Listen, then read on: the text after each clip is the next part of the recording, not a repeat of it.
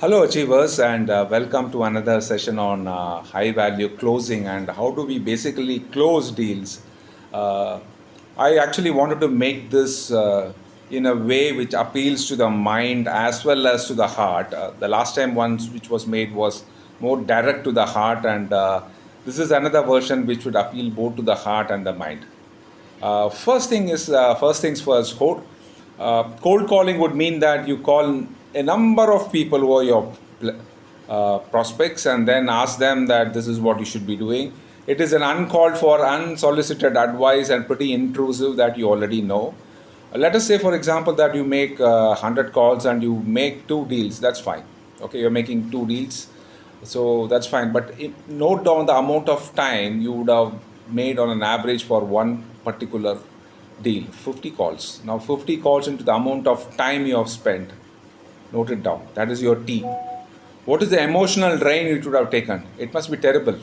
If you are probably great at the start, you are actually low by the time the 50 calls were made. You might have still got one deal, but give yourself a E rating of say E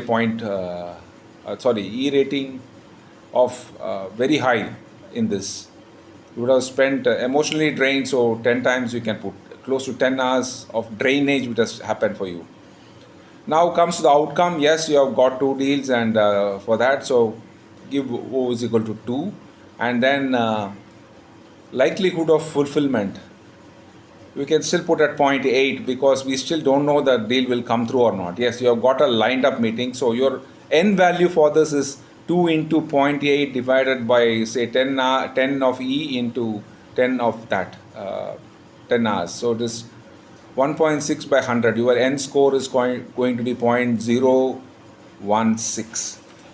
Now let's take if you try the same with prospects, I would encourage you to try your own experiment on how having a client meeting, how it materializes and how you really hit it on for yourself.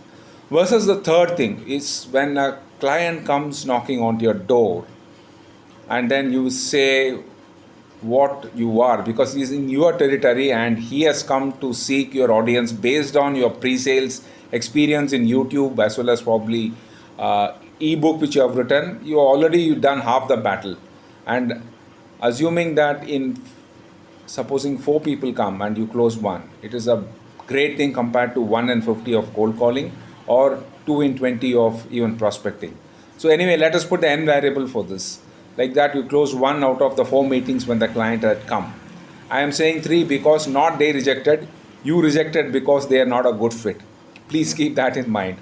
Now, how much time you would have spent? Let's say half an hour for each into 4, 2 hours. So put the T value as 2. Is it emotionally draining? Not at all, because it gives you a sense of happiness because they have come to your place. All right. So keep the value of E as 1. Or 1, that is fine. Next comes to O and F. The outcome is great. I mean, you've got 1 out of 4. Keep O as 1, and then next is your fulfillment. They have come to your door and you have fulfilled the order. So put 1 for that.